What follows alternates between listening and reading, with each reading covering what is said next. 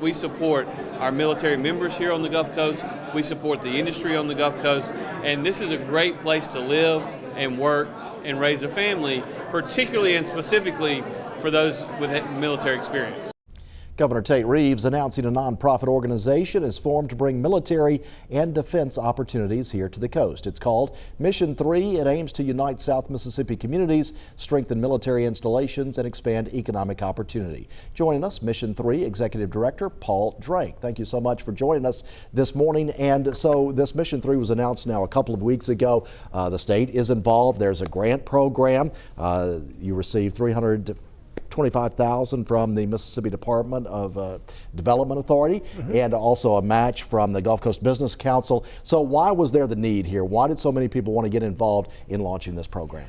So we're a defense support organization. Originally those were formed around the issue of BRAC. Communities did not want to lose their installations, and so they formed these organizations so the community could speak with one unified voice to keep the mission and keep the bases. So the natural progression was the governor had a defense plan for the state, and out of that was a recognition that he needed an Office of Government Affairs. This is the next step in his plan to establish regional defense support organizations to protect our installations and our defense economy in the state. So what are the needs for the men and women serving here in South Mississippi? So the needs are simple. It's the community issues. The same issues that are out in the community are the same issues that are installations: child care, health care, affordability. You know, all these same things that our community experiences, our military installations experience as well. And also at the same time, you're not only helping the military community, but you're helping boost the local economy by plugging them all together. Absolutely. Look, our members are members of this community. They eat in our restaurants, they shop in our stores, they buy cars from our dealerships. Even if they're only in here for 2 or 3 years, their children go to our school, they play on our sports teams. They are part of our community, and they are a huge economic driver. They spend their paychecks here. So you told me you recently went to a meeting where around national people were coming together involved in a similar mission like this. What did you learn at that meeting, and what do you feel like needs to happen for this to be successful over the next few years? Yeah, that's a great question. So like you said, the governor, we incorporated on I think last Wednesday. The governor announced it on Thursday, and I was on a plane Sunday to Monterey, California, going to the Association of Defense Communities. It's the national organization that supports organizations such as Mission 3. What I took from it was just the simple fact of being able to network and talk to other organizations that have been around 10, 20 years and look at the incredible projects they did. They brought in certain organizations from certain states, and they were able to share what they did, what are the long-term projects, what are some short-term successes, and just how that they have coalesced that community around their particular installations. Now in South Mississippi, we're taking a regional approach.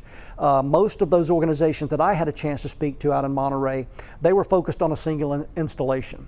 South Mississippi, we have multiple installations down here, so we're going to advocate for those installations in the communities from basically Stennis Space Center all the way over to Pascagoula and Ingalls Shipyard up to Camp Shelby. Yeah, a wide area there. Does that make it more challenging since so many are involved? I would think so, yeah, but I'm up for that challenge. I mean, I think it's going to be a good thing. You mentioned some projects around the country. Do you have an example of some of those projects that might be successful here? Yeah, I believe in Minot, they were successful in rallying the community to build a children's museum that was near the installation. And so not only did that benefit the community writ large right there, but it also had an effect on helping the children on base well and the families there. So it was something that had a nexus and brought that community together. Improves the quality of life. I Absolutely. think that's the bottom line. And that is a big part of what we need to focus on here. Okay, so you're up and running right now. We can expect to start seeing results soon?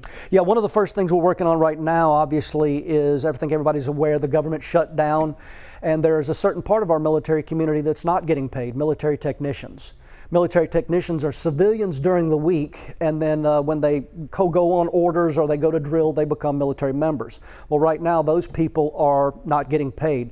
So our team has already started reaching out to different cities and municipalities and some of the local larger businesses, and we're trying to see what we can do so these soldiers, sailors, airmen, and Marines don't have their power turned off, don't have their water turned off. Yeah, do you feel like that you're going to have success depending on how long this government shutdown goes on? How important or crucial might that be? Yeah, it's going to become important. I mean, we don't need to have families without power. We don't need to have families without water. So we're going to sit there and reach out and start working with them very, very soon. Yeah, other big picture items around the globe, it is volatile. Yet maybe you could say it always is. But as far as these issues that are happening around the world, President Trump just met with the Chinese president this week. How do those big global conflicts affect us here in South Mississippi? Yeah, that's a great question. Look, there have not been as many flashpoints in the world as there are today since World War II. We have China, we have North Korea, we have Iran, we have terrorist organizations still out there, global terrorist organizations. And we're a target down here in South Mississippi. I mean, we are blessed with these installations I just mentioned, and they are all in the effort of providing national security. So global threats are regional threats here. You mentioned that since we have so many military installations here, is that something, you don't want to scare people, but it is a reality that if there is a target, it could be out there? Yeah, so let's talk about two things right now that come to mind: drones and cyber. They're proliferated tremendously, right? Anybody can go and buy a drone off the internet. Right now, our laws and regulations really don't deal with that well. We haven't hardened our infrastructure for it yet.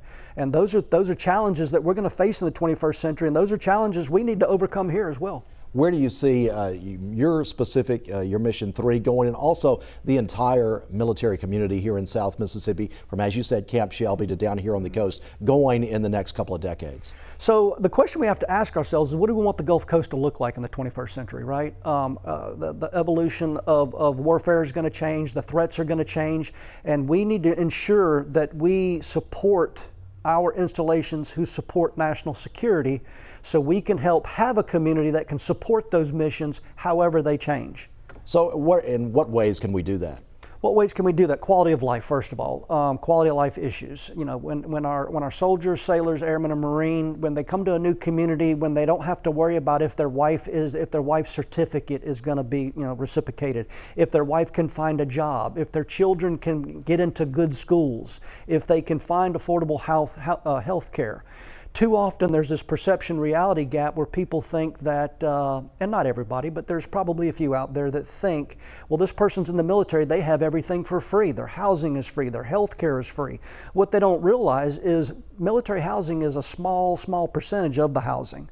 And if they're not able to get it, they have to go out in town. Now they have to compete with everybody else for housing. Healthcare, everybody looks at our healthcare. TRICARE is our healthcare, right? But try to go out in town, it's sometimes challenging to find a provider that will accept the reimbursement rates of TRICARE. Right, so you're there to help them out with that. It's an important cause.